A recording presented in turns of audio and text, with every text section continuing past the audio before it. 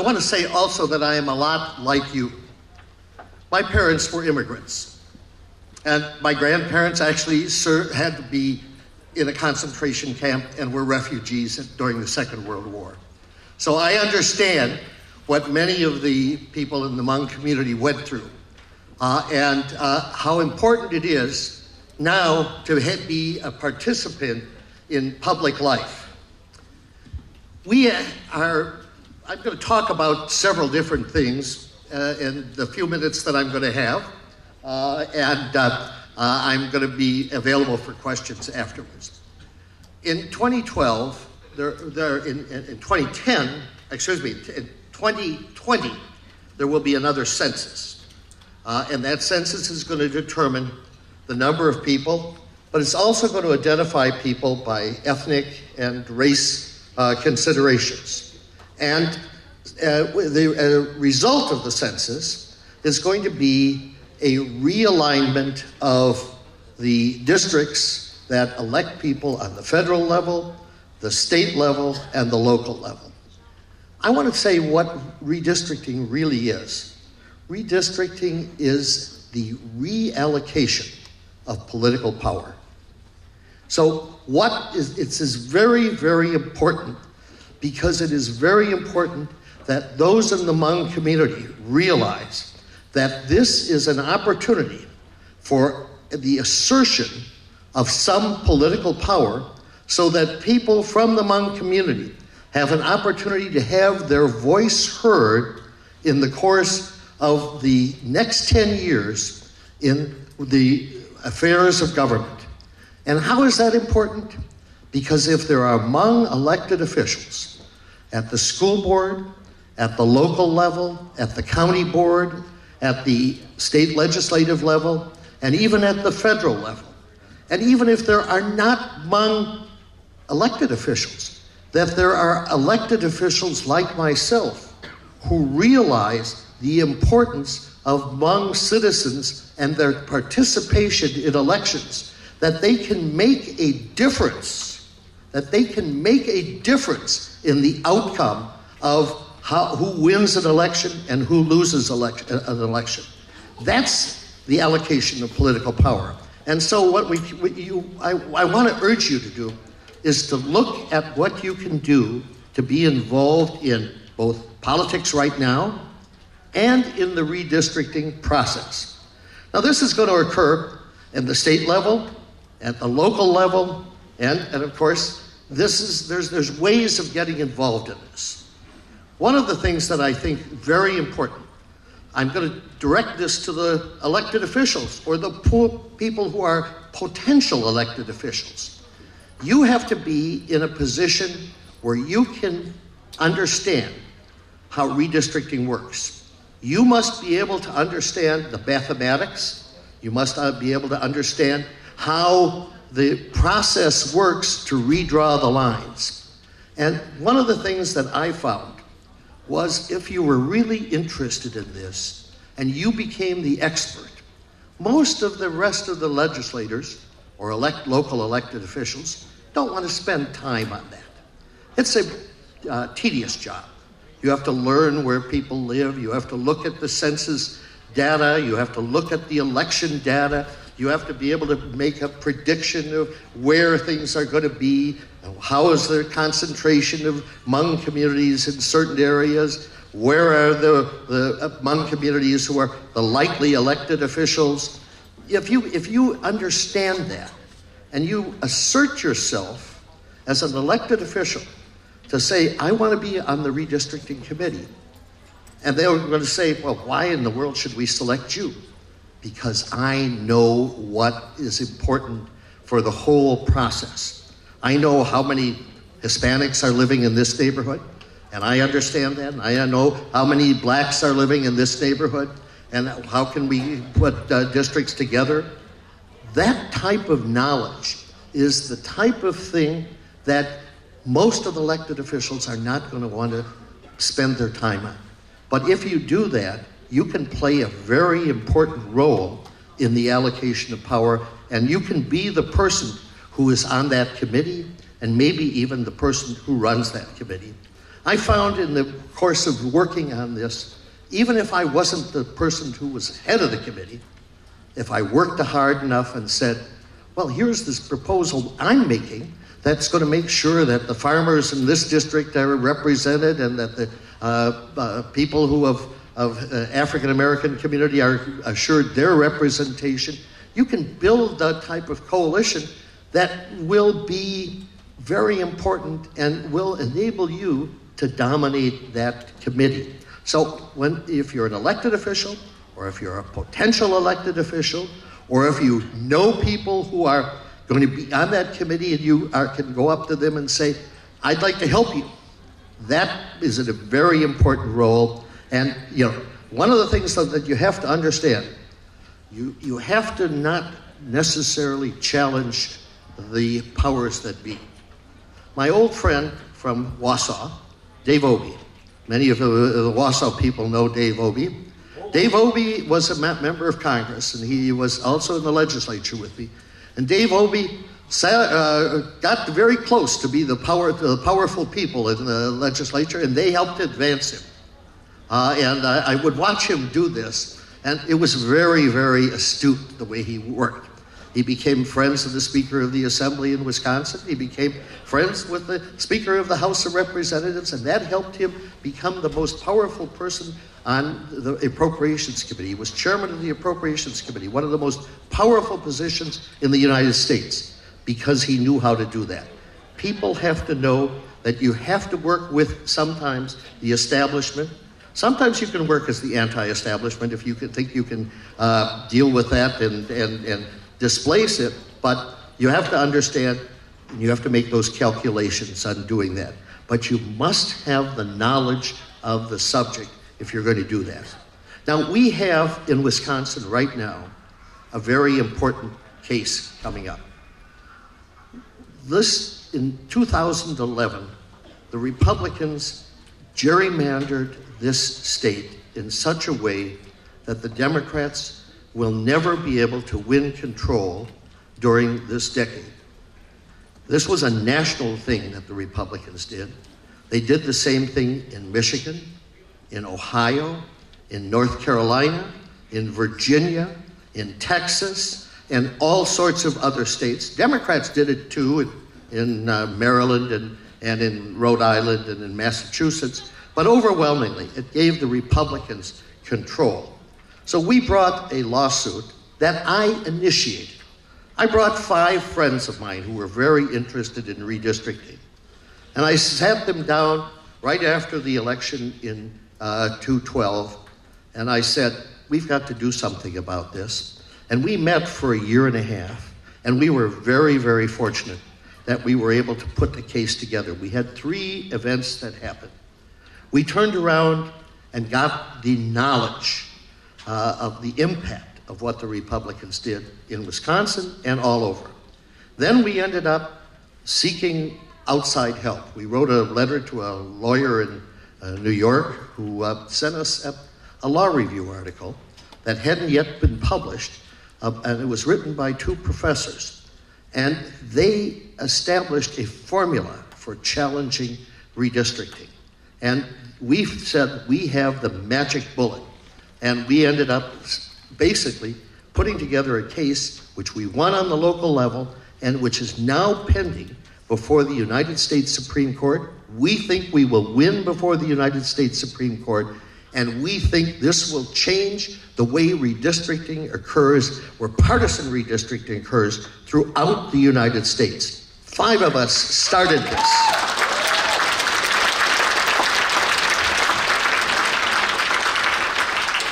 There are 25 people in this room today who can start the same thing with the next issue that has to come up.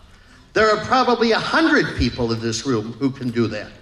Now, I was going to talk about getting elected because I was very instrumental in my good friend, Christy Yang, who just was elected as the first Hmong judge in Wisconsin. And I understand she was elected, she was the first Hmong elected as judgeship in the United States. There's a guy out in California, but he was appointed. and he hasn't stood an election yet, and Christie took 57% of the vote in the election about 3 weeks ago. I have to tell you, it was the most beautiful campaign that I have ever seen, and this was an incredible woman. And Christie, can I tell you to come up here now? Those of you who don't know her, she's Judge-elect Christie Yang, and she is the first elected Hmong.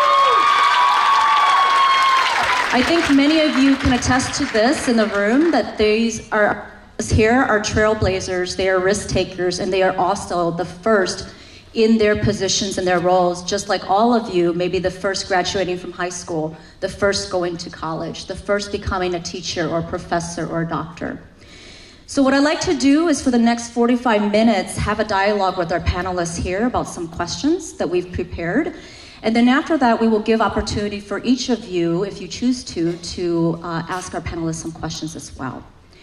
So the first question that I have for the panelists, and I would like for each of you to answer this, is maybe in about 2 to 3 minutes, can you share with us what has inspired you to run for local office, and what has been your experience so far?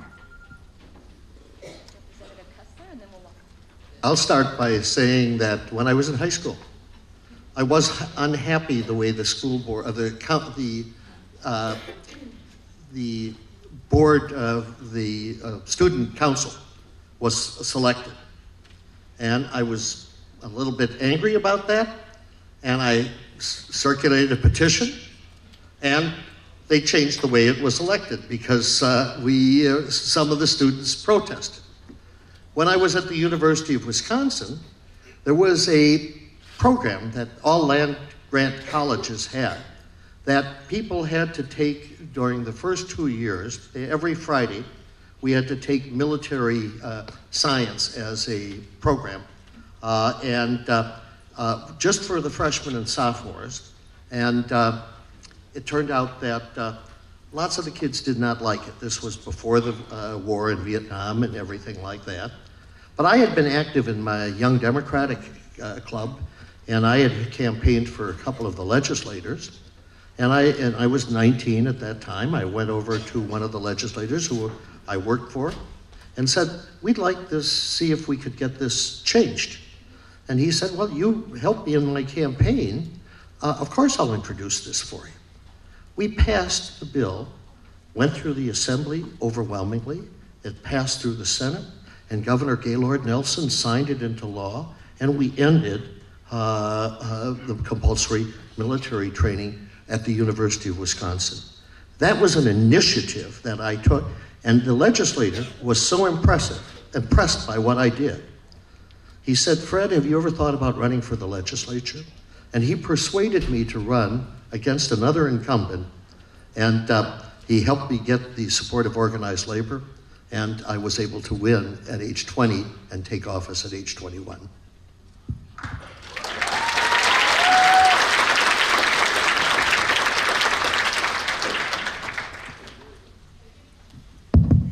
I think it started in high school, kind of like Fred, but it's really a culmination of so many life events, and most of it did not have anything to do with me. It had to do with my family, my parents. There were many missed opportunities for me to help my parents, to help people like my parents. And I just kept scratching my head, what am I gonna do to empower myself? So when I started practicing, I went to law school and came out, started practicing. Every time I went to court, I saw the stark difference between an advocate, an attorney, and a judge. And the big difference is that as an advocate, hence the term hired gun, I'm hired to do one thing, and that's to advance and advocate for my client's position. So even if I think it's right or wrong, if my client doesn't give me authority, I can't do anything about it. But as a judge, in applying the law, I am supposed to be fair. I am supposed to ensure that there is justice and fairness. And we know, probably more than most people who have not experienced the same experiences that we have had, is that justice can be subjective. Justice to me might be the day I get to tell my story, and justice for you might be the day you receive a judgment. And we know that because oftentimes we'll hear our parents say, well, when I went to court, they didn't even let me speak. If they didn't hear my story, how could they make a decision? And that's what it means, is fairness and justice. And so over the years, I had a good friend, a judge, a sitting judge, who reminded me that if that was my goal of why I went to law school, then I needed to do something about it, to act on it. And he encouraged me to run for judge. I sat on it, thought about it for a little over a year. And then I finally approached my husband and said, I asked him, hey, what do you think if I ran for judge? Of course, this is our first.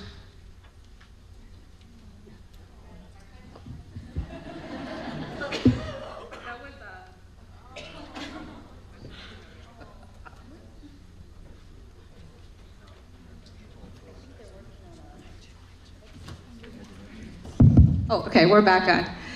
So when I went and asked my husband, I just said, hey, honey, what do you think if I ran for judge? And he said, oh, yeah, sure, that's fine. So we had no idea, and that was a blessing in disguise, because I think that if I had known what it was going to take to run not just a good, solid campaign, but a competent campaign, there was a lot, the expectation was high, and the standard I wanted to meet was not my own standard, but what I'd seen from other people who had run for judgeship before. That was the standard I was holding myself to. So I have to be competent, and I have to be strong. And so, but I didn't know what that meant, because I had never run for office before. So when I asked my husband, he and I both very naively said, oh yeah, it'll work. And so we jumped into it, and it turned out well.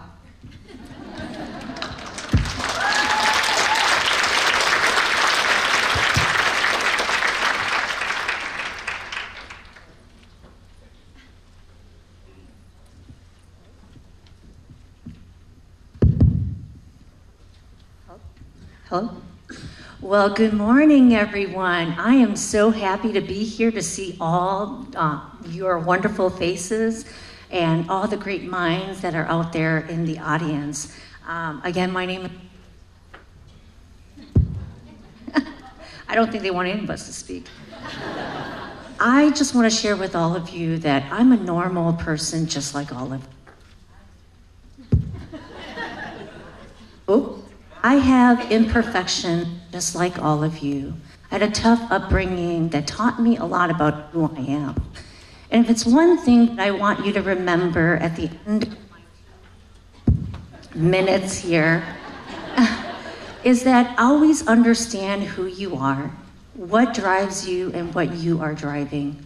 I took a leap of faith, and I followed my heart and married the man of my dreams when I went to Wausau, Wisconsin. I grew up in St. Paul, Minnesota, a very progressive state of Minnesota. And I've learned from all of you individuals, trailblazers, leaders that are in the community, that are in the audience today. And because of all of you who have inspired, who have encouraged and motivated a person like me, I took all that learning when I went to Wausau, and I took a look around the community that I was living in, and I knew that something was missing. But the driving motivation on why I decided to serve was because I have a son who has a mental health condition. And in being from a Hmong culture, we never really talked about mental health. And my son has ADHD. And I know that these days practitioners, they may diagnose ADHD or ADD like it's a dime a dozen.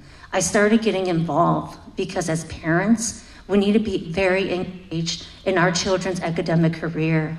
I didn't have that growing up. Those that grew up in the 80s, I was born in 1978. My parents worked 2 jobs. I never saw them. And so I started getting involved in my children's education, and I learned so many things about the deficiencies, the lack of allocation of funds to EL learners and children with mental health concerns. And when I saw all the gaps and the things that were missing, I knew that there had to be a purpose for me to offer servant leadership. Because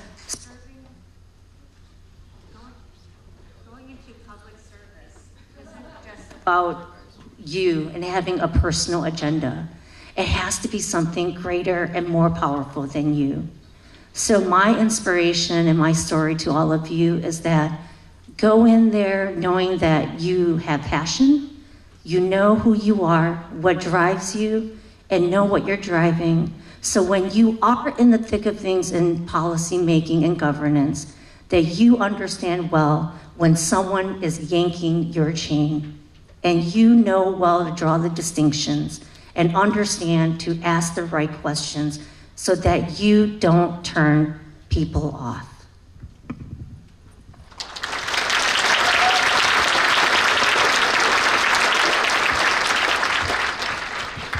Testing. Well, first off, this is my first year at HND, and I am amazed and astonished at how well this event is run, and I do appreciate the fact, and this is a great honor and privilege to be able to be here in front of all my peers and everybody who's here today.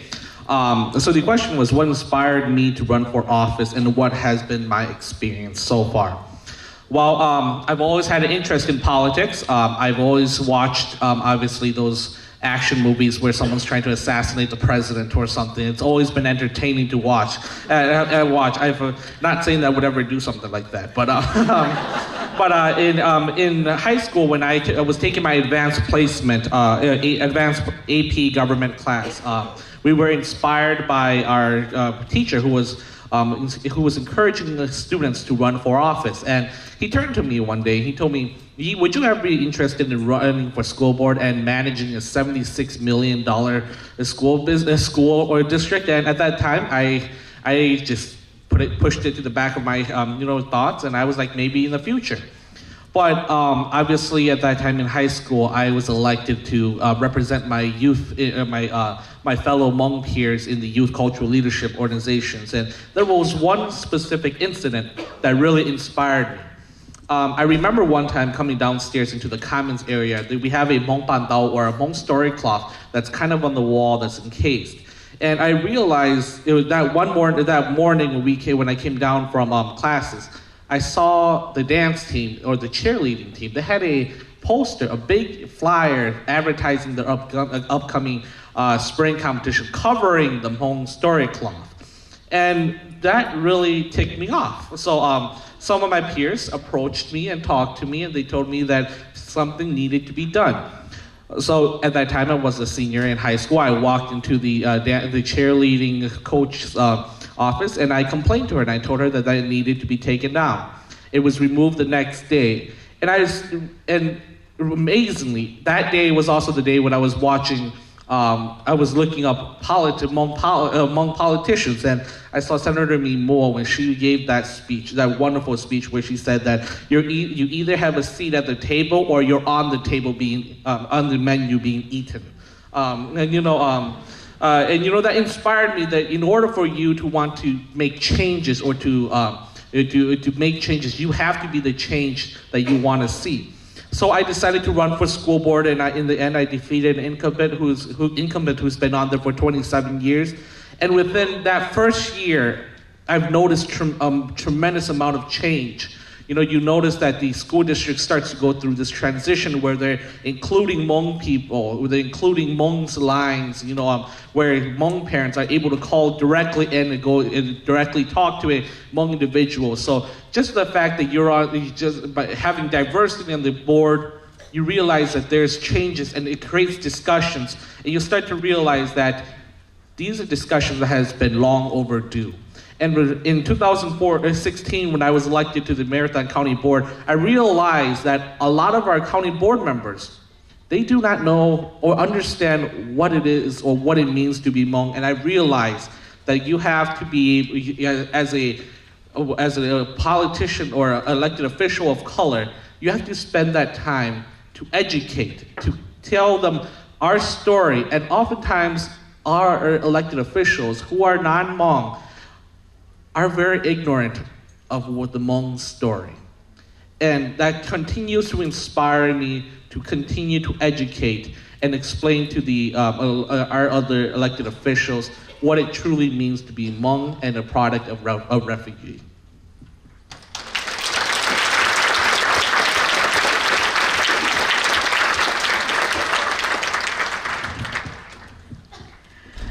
I'm incredibly honored to be here today.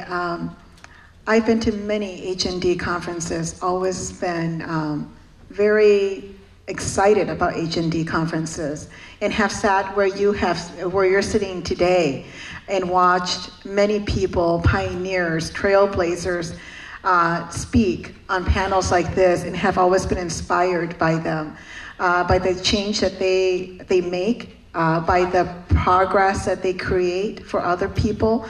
And for me, it started when I was writing my book, Success That Looks Like Me.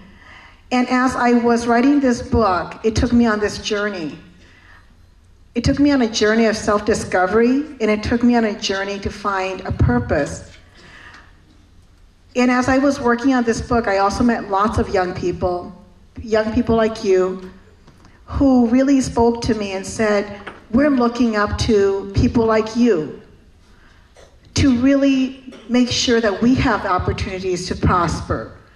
And as I met with more and more people, I started to realize that I needed to stop waiting for people to make a change when it came to social justice, when it came to equality, when it came to things that affects our daily life. And I needed to be that change that I wanted to see in my own city. And that's what motivated me to run for city council in the city of Brooklyn Park. Now, many of you may not know, but the city of Brooklyn Park is actually the second most diverse city in the state of Minnesota. We only have 4 to 5% Hmong people that live there, but it's diverse. But that city has never, ever had a person of color as an elected official, city councilor or mayor. Never. Yet, it's the second most diverse city in the state of Minnesota. And at the time, when I was thinking about running for city council, we had an administration of 7 elected officials, which were all white, all males. That's it. No females, no person of color. And they were making decisions for a very diverse city. And I found that living in that city for many years, that there was a lot of laws, policies, ordinances, services that really were not equal, that did not reflect the needs that I needed, did not reflect the needs of our population, of the residents that lived there. And I was hoping that someone else would step up and create that change and make that change for me. Because I never thought about running for politics or a political office. I never even liked politics. I stayed far away because I love community service, I love making a difference, but I didn't think politics is something that I wanted to get into. But it came to a decision where I knew that was how I was going to make a change. And I needed to stop waiting for someone else to do it. I needed to do it.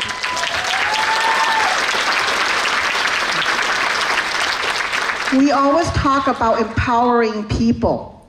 And I've always said that, let's empower people. What I have discovered in the last year is I don't need to empower you guys. I just need to remind you that you hold the power.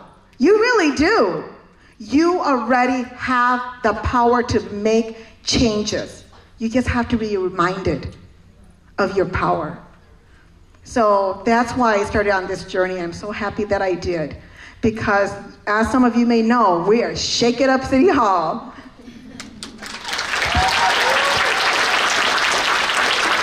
Thank you, panelists. It's very clear from just summarizing the stories here that you don't need to be elected to make a difference, but you do have to show up in order to make an impact. One of the things that I hear about the change, starting with yourself, is what Gandhi has famously said, is that you have to be the change that you want to see in the world. And it sounds like from awakening to certain moments and being alive and being present to see what those moments will bring you, helps you to identify and be more clear about your purpose and your passion in life. So I'm going to take a little shift here to another question. As I mentioned earlier, that we are in an age where at the federal level and even across the country, there is a lot of anti-immigration, anti-refugee, a lot of hate rhetoric. And we can't really talk about politics without talking about racial identity in the context of politics. So I would be interested to hear from our panelists here about where do you see in this next 4 to 5 years, at least with the changes that are happening both locally and nationally, about the Hmong voice. How do we continue to integrate the Hmong voice and other voices that are traditionally marginalized in the context of this political climate? And then what education still needs to be done with the media and our community, including within the Hmong community itself? So I'd open it up to anyone who would like to respond to that.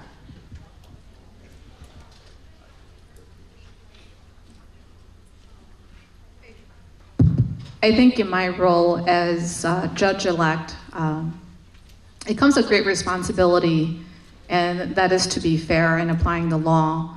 But what I bring to the bench is a different perspective, a perspective of being a minority woman, a wife, a mother, a lawyer.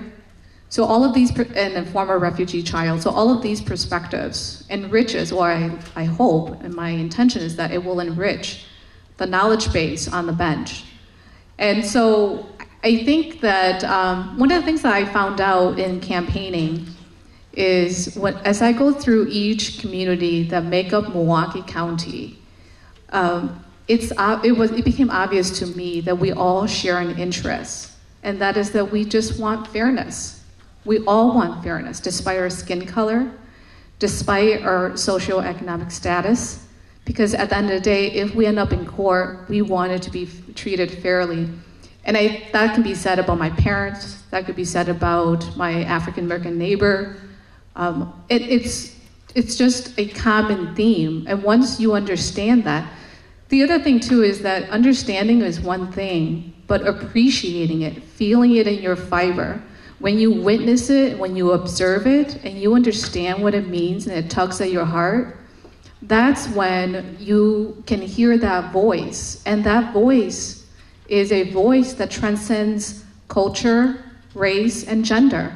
And that was my experience, and that's what I hope to bring to the bench, is that these life experiences have been events that form the way I see the world, but more than that, it has allowed me to see what the connecting theme is across culture, across race. And so for me, that's what I hope to bring to the bench, and then also in ensuring that there's fairness in the courtroom.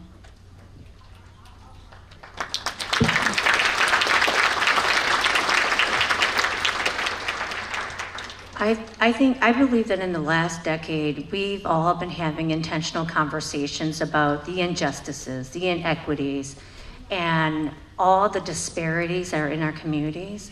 But I think that now, moving forward in the next 4 years, I think we're going to see something phenomenal happen, and that is that it's no longer going to be intentional, but it's going to be action. And I encourage and implore all of you that remember that no action is action. And I think that speaking from local central Wisconsin, we have seen a lot of adversities in our community, but I think that you also see that communities are ready to rise together, and we have to move beyond dialogue. It has to be, we're going to do something big. And so I would love to see that the Hmong community or the Southeast Asian community in Wisconsin really stand up, utilize your voice. You know, I know that we've been doing a great job of getting voters registered, helping everyone understand civic engagement. We have a really large young talent of students who are going around the state and advocating for us, organizing, and really bringing awareness to the governance and election process to everyone. And it has to start now. It can start small. It doesn't have to be huge. It doesn't have to be where, it's going to be so impactful that, it's going to involve the entire, everyone that you can think of. I think that in the next 4 years, we have to make the time to learn and address the real concerns, because there's so many of them. Pick one. Pick something that matters to you, that you believe in, and go for it. Take that jump and just do it. And don't wait for others to, lead the way for you. You be that one person, because that's all it really takes.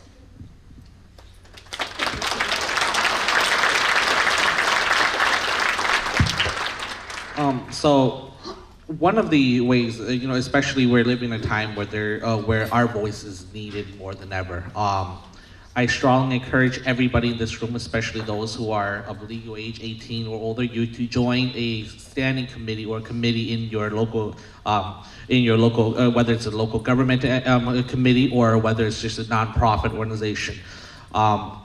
This is definitely a time where we need to go out there and actually educate the community and showing them explaining to them what our concerns, what our needs were. As Mary has mentioned, I agree entirely. Before there was dialogues, but we are now to a time where we need to show action, where action needs to be done.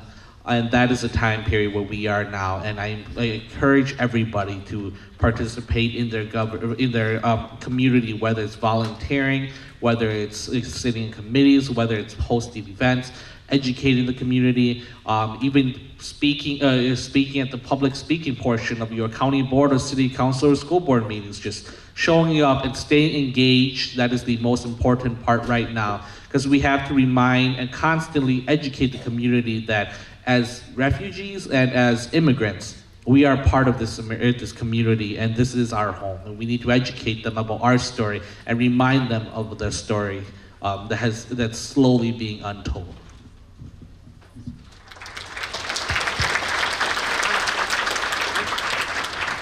I'm going to add a little bit of this also, even though I'm not a Hmong. This is a time when there is some anti-immigrant feeling and anti-refugee feeling. In the legislature, I co-sponsored a legislation to let people from Syria come into the United States.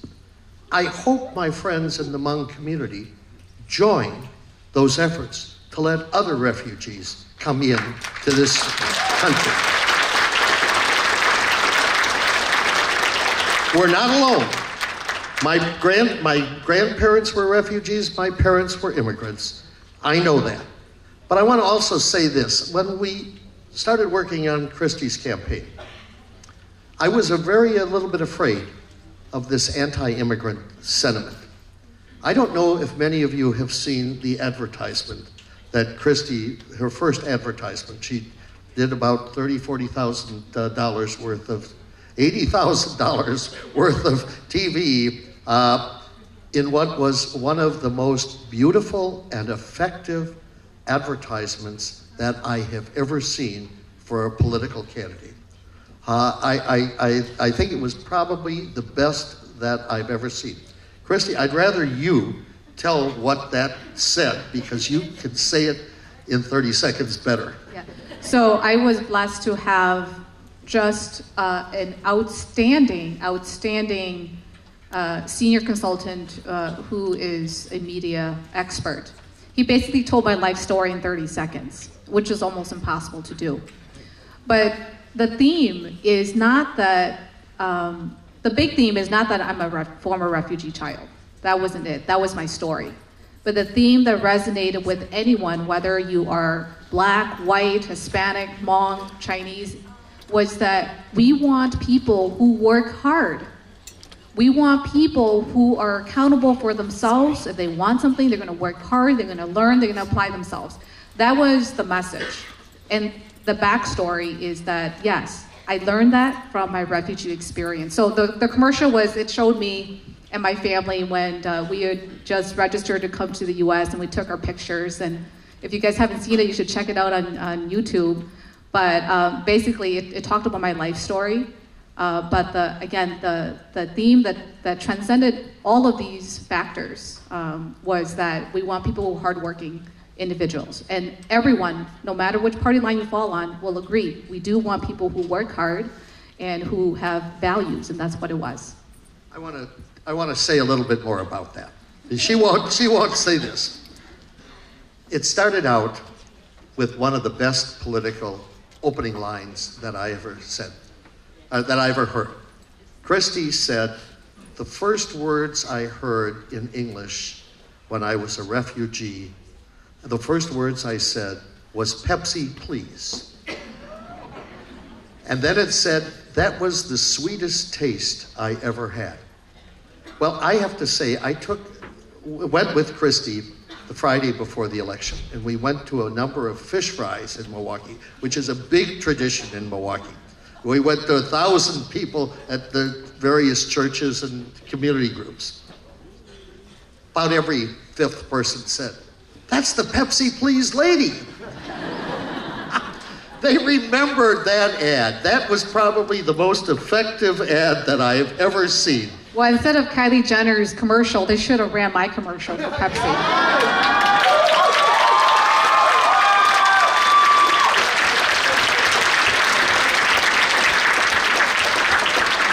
Susan, just say a few more words.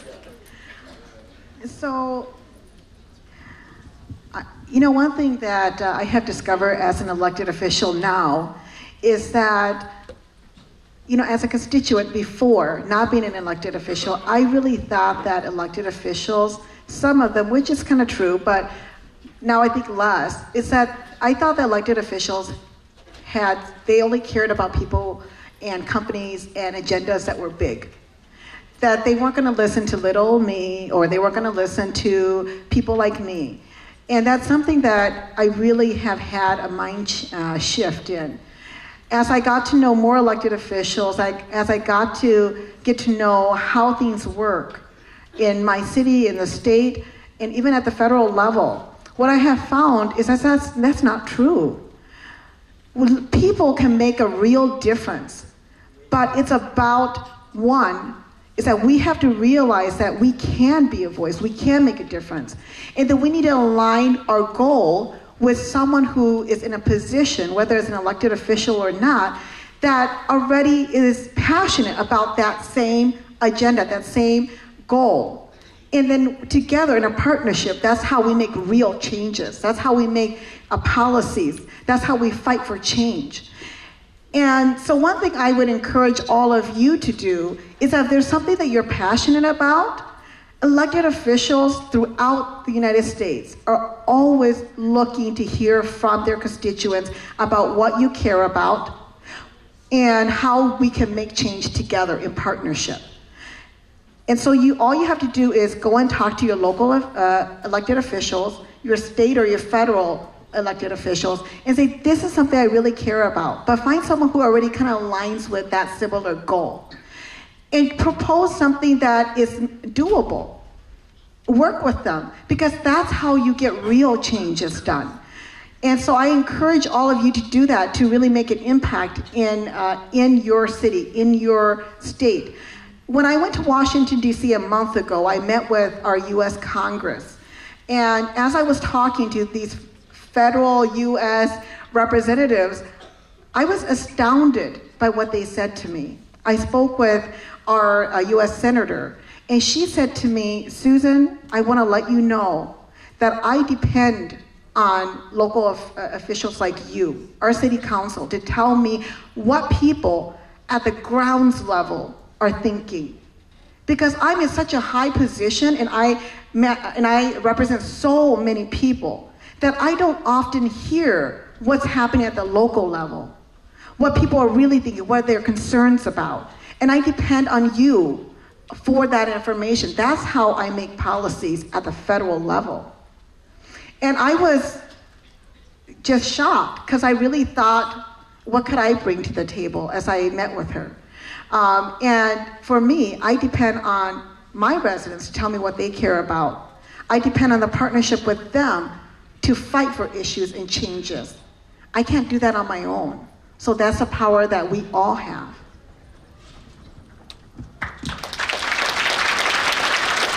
Thank you. Some of you may have seen my little daughter Millie running around. She's this little 16-month-old, and one of her favorite books is It's Okay. So the title of it says, It's Okay. So it's okay to be short, it's okay to be tall, it's okay to have glasses, it's okay to have freckles. And what I'm learning from here is that it's okay to think differently. It's okay to show up, and it's okay to be who you are, right? So that's what I'm hearing. One of the things that I also hear from our panelists and their stories is about the power of our community's resiliency to never give up, to always be bouncing back. And when you think about it, 4,000 years of culture, that we have gone through a lot of political, social events throughout our history and our lives, not just you, all of us here in the room, but also our families and the generations that came before us in terms of our ancestors. So our ability to be resilient and to never give up. And so my last question to this panel, before I transition it to the Q&A and for all of you to ask our panelists some questions, is that our vision at HND is to create a united, thriving Hmong community. And I would like to know from your perspective, in the seat that you sit in, and in the positions that you are in, what do you think it will take to get us there in the next 5 years? To create a united, thriving community, what does it take for us to get there? I can go first. I can speak from experience that what I believe is, or was a success to my campaign, is that I was and I am a crossover. And what that means is that I can go into any community and be able to communicate and engage with them. Yes, I am among women, but that doesn't mean that I don't share their interests, that I can't talk to them, and I can, and I did that. And that was very important. That's the success, and that's the strength of our community going forward. So many of you in this room, if not all of you, and I believe all of you, have that ability. That is the challenge right now, is how do you become a crossover, not only in the Hmong community, because you have to navigate the clan system, which I had to do in my campaign, but now you also have to navigate other communities as well. And you guys all have that strength. And the reason why you have that strength is because you're doing it right now. When you go home and talk to your parents, when you go to family eatings, you're doing that. When you go to school, you're doing that. When you participate in activities, you're doing that. So you already have that skill set. You just have to apply it. And I applied it in my campaign, and it proved to be successful.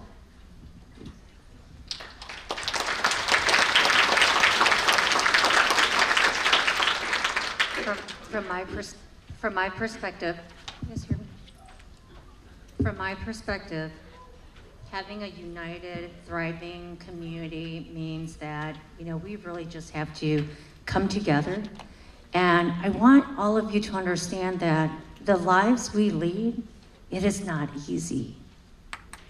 Some of us may not see our families because we are constantly out there trying to make that quality of life be better for everyone.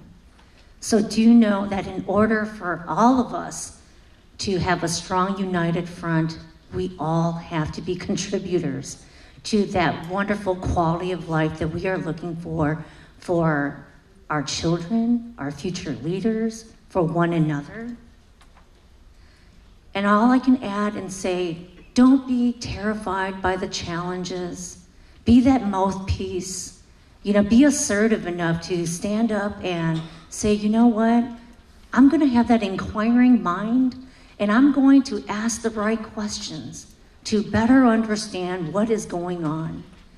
And all elected positions, they're all meaningful, okay? It doesn't mean that, Judge Christie is viewed as higher than, Yilang, who's on the school board. We are all one and the same. We have one purpose, and that is to serve all of you. And again, contributions from the entire community, not just the Hmong community, but every single community must come together at times like these, where there's uncertainty, there's ambiguity, and we don't know what tomorrow is going to bring for all our children and for all of you young professionals that are out there. This is the time. This is the time to stand up and really do something.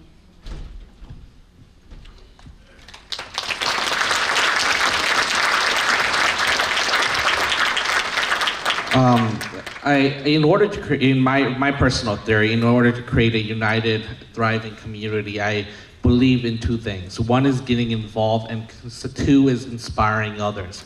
Although being only 22 years old, I continue to encourage, and I truly, sincerely believe that the future of this community and making this community a thriving and united community, we need to inspire the new generation, the next generation. I continue to inspire Hmong youth. I feel that in order for us to make a difference, we have to encourage and continue to get the younger generation involved. That's why I'm glad to always have, youth, wherever I go, I like to take youth with me, such as the Reunited Dance Group who performed yesterday, and members of the Hmong American Center Youth Program. I continue to always encourage, because I truly, sincerely believe that the will of fire, or the fire that burns in our belly, start from there. Once you inspire a young heart or a young individual, they will continue to be involved. And the only way we can truly make a difference is by getting young individuals involved, because they have the energy, they see the difference, they have a different perspective, they want to make a difference. And if we want to really make this community better, it's going to be difficult changing the old habits. We have to start fresh with the younger individuals, help inspire them, help continue to encourage and support them instead of extinguishing their will of fire, and continue to encourage them to make sure that tomorrow is a better day for the next generations coming forward. And we have to be that foundation to support that. And that's what I think all elected officials, such as these, my colleagues up here, such as Mayor Steve Lee and Supervisor Lee Low, and all the other elected officials are constantly trying to do, which is build that strong foundation to continue to support and encourage the next generation. And I think that's where it starts. We need to inspire and help encourage the younger or the new generation to get involved.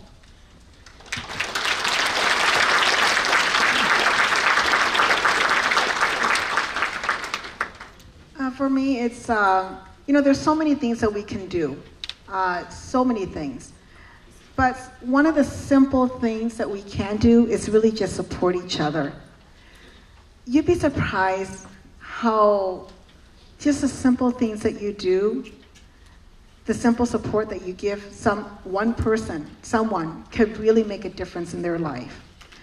When I thought about running for this office, I dreaded calling my mom and telling her, because my whole life, she was always that person that always told me what my limits were. Always told me, don't do that. No, that's not what you were meant to do, or that's not what you should do. And so when I thought about running for office, and I knew I had made that decision, I'm gonna do it, I had to call her and tell her before someone else did, because she would be furious at me that I didn't call her and tell her first, and she heard her somewhere else. So, but I dreaded it. And my husband said, you gotta do it. So I called her one night and I said to her, Mom, I'm running for city council, I wanted to let you know. And of course, as she always did my whole life, she said to me, don't do it. And tears rolled down my eyes and I just could not stop crying, because I knew that's what she was gonna say to me. And of course she did. And I said to Mom, Mom, I gotta go. I just wanted to call you and tell you that I gotta go. I'll talk to you another time. And I hung up the phone and I cried. And my husband said, it's okay. But it's a support that you get from people like your spouse, your partner, your family, your friends, or even a stranger that says to you, you can do it. Why not you? And so we have to remember that it's the little things sometimes that make the huge differences. It doesn't have to be something huge. We can support each other. That's how we create a thriving community within our Hmong community. Don't set limits on other people. People often do that. They set limits on other people's ability. And then they also let other people set limits on their own ability.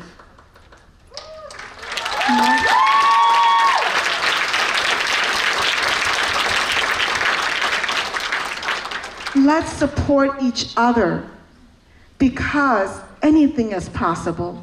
If someone like me, who only has a high school education, I never went to college, someone like me, who is not anyone special, but because I was passionate, because I knew I wanted to make a difference, and someone like me who had parents and a mother who always told me not to do things, but I said, no, I'm gonna do it. If I can get elected as the first person of color in my city who's never had a person of color, if I can get elected as the first Hmong woman in city council, you guys who have all the opportunities, who have had more support, can do anything. And I want you to know that. That's how we create a community that can really prosper and thrive. Thank you. So at this time, it's your opportunity to ask questions of our panelists. I do have a couple here that I'm going to ask, but there should be some white pieces of paper on your table, and I think you just raise your hand, and a runner will come by to pick those up. Okay. So I've got a couple questions here, and I think this was for all of our panelists, is about what advice do you have for navigating the clan system? Especially, I think, since we've been talking about politics and multiple identities, and Representative Kessler was talking earlier about how do you kind of let go and push forward at the same time. So what is your advice about navigating the clan system? So when I first ran for the Sever School Board, the first thing I did was automatically contact my parents, and then we went through the traditional way of contacting our local clan leader.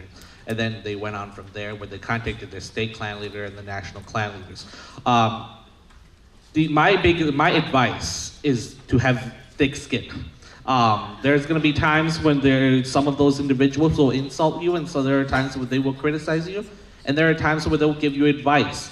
But the most important thing is that you have to understand that it's a family-based organization. When they give something to you, you should also pass that good deed on to somebody else. What I did was I contacted I started to go to local events such as the local clan New Year's. I went there and I spoke there, talked to each individual families.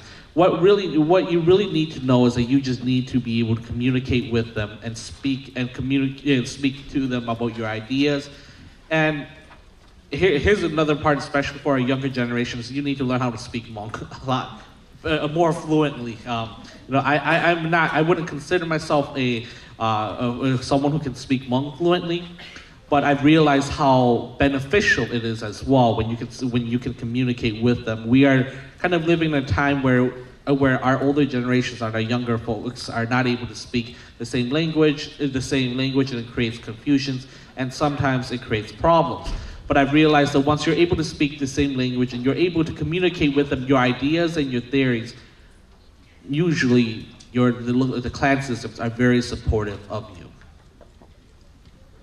First.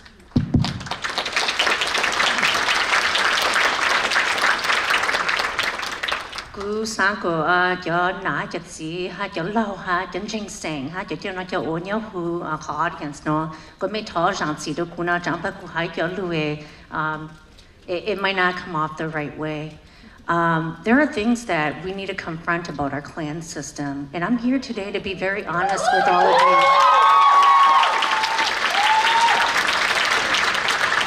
That it is not without challenges to navigate our clan system. I am a daughter of an elderman that I respect and love, and I respect our elders, our clan system, our tradition. But I public office I don't see the equality in the support that our clan system provides for my brothers who are candidates, my brothers who are incumbents. And when I struggle and see this with my Hmong sisters up here, I tell you, the last 12 months of my life campaigning for my sisters up here, embracing them, and giving them the support that they need, that we can do this. I, along with my sisters here, we didn't have deep pockets. We didn't have the fundraising dollars.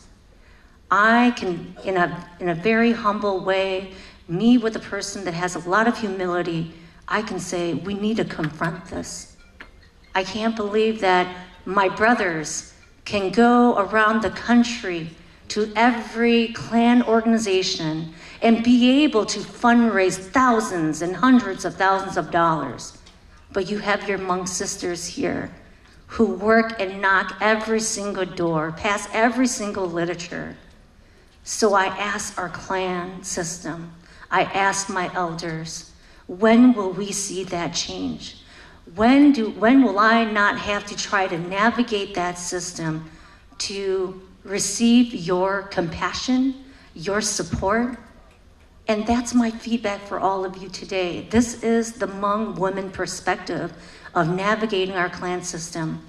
I appreciate all of you. I have the utmost respect, but I know that as we create future daughter leaders in our communities, that our clans have to support us and embrace us the way how you embrace our brothers.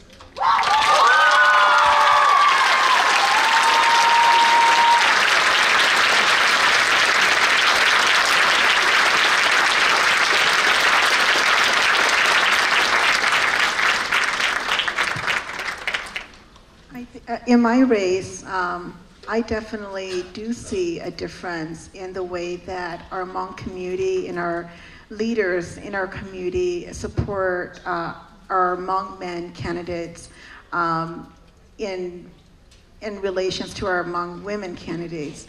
I think there are less support for our Hmong women candidates, but I've seen great strides.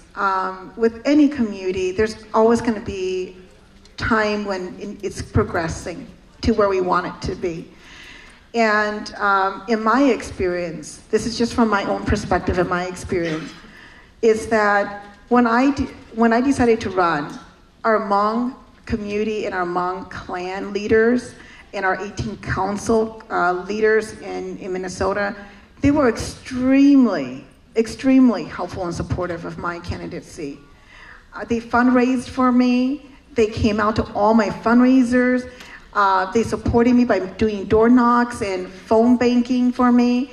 So I have to say that I was really, really grateful, because I had seen the kind of support that I think in previous races, women before me did not receive those types of support, because it has progressed.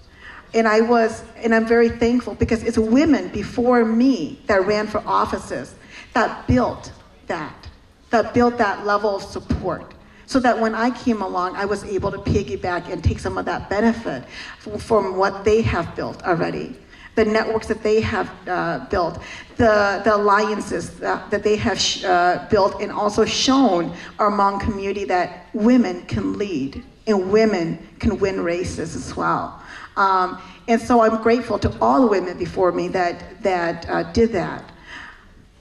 And then I think that one thing that's really important, just from my experience, is that you have to submit yourself to your leaders, the community leaders and their clan leaders.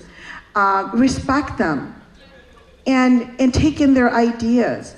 With anybody, if you come to me with respect, ask me for my help, and say, I am willing to listen to you. I want your help, I want your advice. And you give them that respect, then I think that they will work with you. Now, that's not always the case, not with every single leader or person, but that's just with anybody that you go and ask for help. That there will be many of them that will say, I will help you, as in my case. I was very honored to have that. But I think as we move along, as things progress, we will eventually, one day, I believe it, that we will have the same amount of support that our Hmong brothers receive from our Hmong community.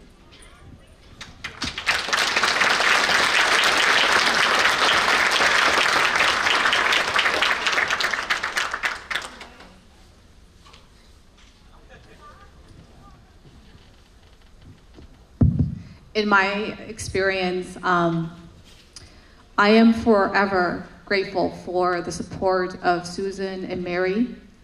They ran before me, so I stood on their shoulders.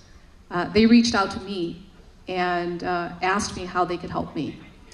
So you have to meet people where they are. You can't, for me at least, I cannot have this expectation that the clan leaders are going to come to me. I have to go to them. I have to meet them where they are. I have to talk to them at the level that they're at. I can't expect them because guess what? I need them. They don't need me. That's sort of the impression, right? So I think that's what we probably call emotional intelligence. We just have to understand, navigate, and work with people. So yes, was I treated unfairly? Probably. Does it hurt me? No, because I have to meet people where they are. I have to understand where my resources are and how I use it. And the clan system was as helpful as they could be within their capacity. The other thing that I think I want to shed a little bit light on is that, before I ran for judge, there was another Hmong attorney in Minnesota who ran for judge, Yami VANG. And I think at that time she was single. I don't know if she still is.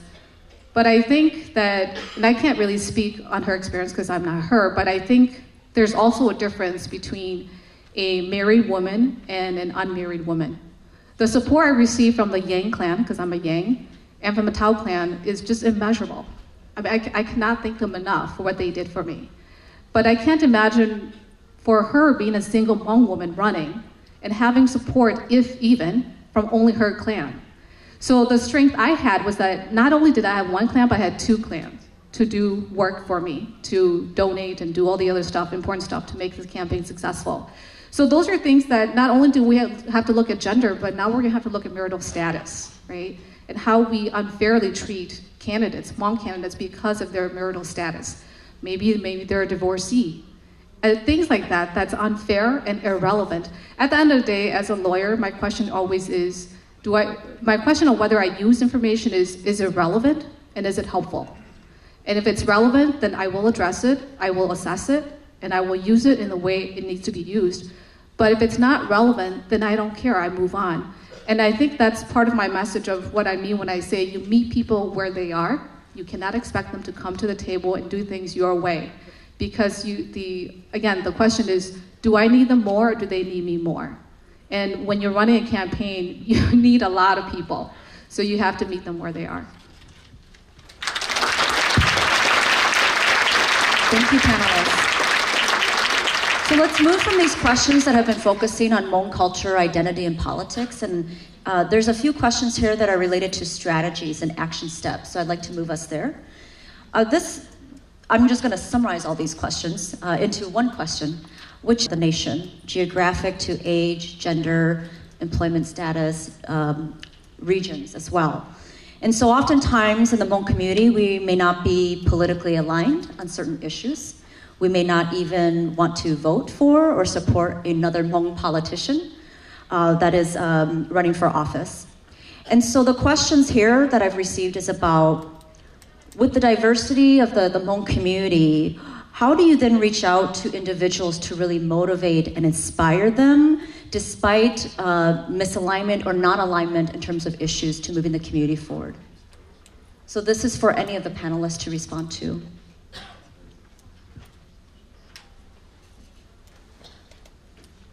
I can start first. With anything, one thing we have to remember is not everybody's going to say yes to us. So if you want to do anything, whether it's running a campaign, fighting for an issue, whatever it is, the people that you talk to, not everyone's going to say yes. Expect that. But it's to filter through those and get to the people that aligns with you on that goal. I've met so many people where we differ on things, but we also align in other things. So get with the people that align with you on that specific goal that you want to accomplish and talk with them on that. Because sometimes politically, I have some friends who are Republicans, I'm a Democrat. And some of them actually voted for Trump. Oh my gosh, Hmong people that voted for Trump. I'm just saying. So we did not align during my campaign when it came to that. But what we did align on was some of the social justice stuff that was happening in our city. And that's what I said, well, we may not align at these things, but this is something we both care about. Let's work on something for this. And find that common ground. Find that one thing that you align with others and come together, because that's how you get a diverse group of people that will come together, work on one goal or one project. Never say no to someone who may think totally different from you on one issue, but may align with you on another. And that's the same way. It's not just people that are different from us, different race. It's people that within our Hmong community, we're so diverse in our thoughts. We're so diverse in the things that we want. And so we are finding that not everybody is always going to say yes to you or think the same way as you. But find the people that do and work with them.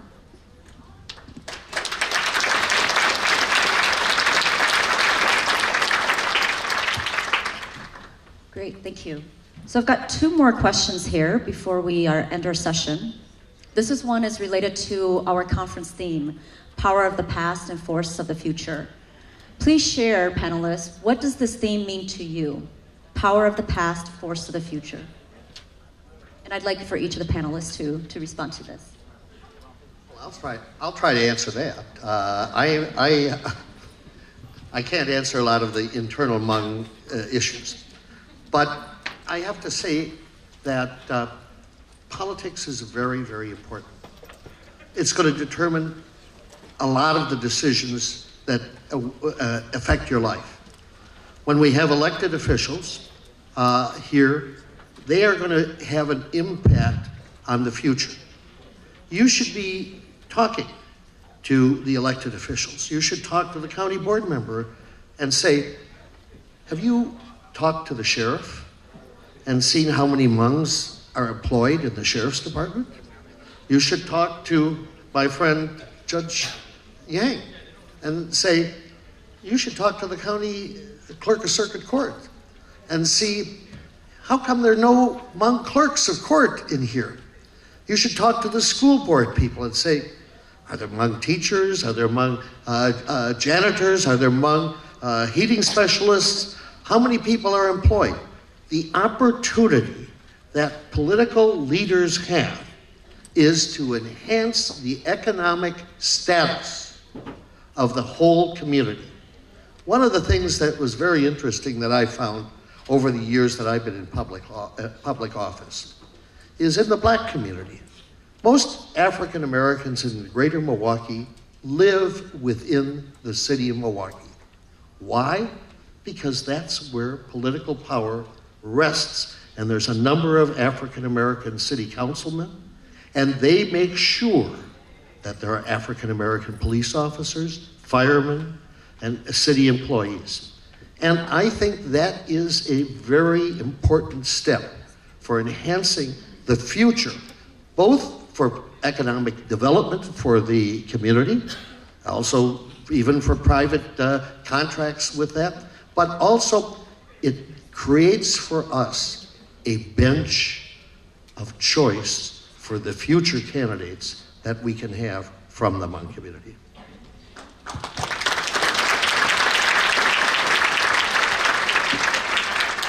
With my campaign, when I started early on, I made a very intentional, conscious decision that this campaign had to be bigger than me. It cannot be about me. I'm just the candidate. It had to be bigger. One, because I knew I was the first Hmong candidate. But this quote from former Congresswoman Patsy Takemoto-Bank sums up the theme here and also the theme of my campaign. And my volunteers are so sick of this quote, but it's my all-time favorite. I'm going to have it framed one day. But basically what Patsy said was, what you endure is who you are, and if you just accept and do nothing, then life goes on. But if you see it as a way of change, life doesn't have to be so unfair. It can be better, maybe not for me. I can't change the past, but I can certainly help somebody else in the future so they don't have to go through what I did. And that's the reason why I ran for office, and that also resonates with how I feel about things that we do, such as the conference here, And that's my meaning with this conference theme.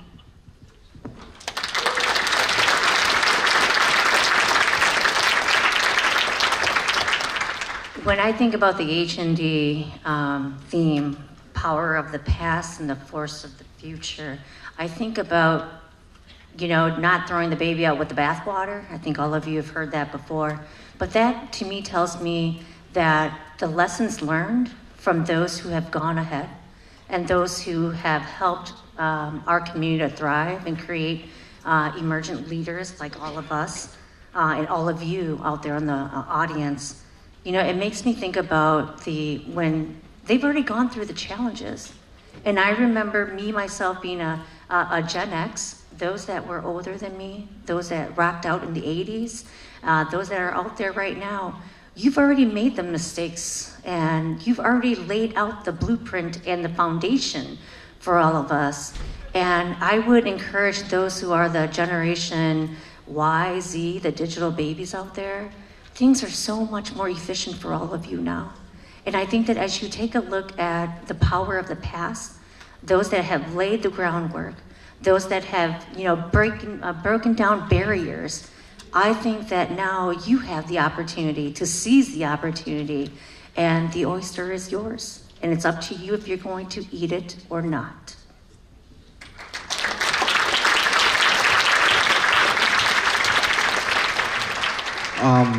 When I think of the Hmong National Development theme for this year, power of the past and force of the future, I think of all the veterans of all the previous generations, our parents, how they work 5 in the morning all the way until late at night to build the future that we have, the future that we have today.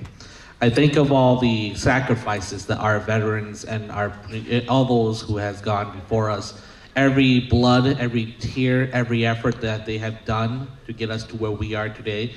I think about the sacrifices from our veterans, such as General Vang Pao, all the other individuals, all the colonels, who sacrificed everything they could to get us to where we are today, to be able to have access to education, healthcare, and many more opportunities. And when I think of force of the future, I think of the future generations. I think of every single youth, every single student, every single future doctors, every future mayors, every future presidents, every future individuals who's going to be successful. I think that's the force of the future. I think the power, as I said before, the power of the past is the foundation that we built our entire Hmong community on, and the force of the future is the success of the Hmong community and the community or the Hmong community at large.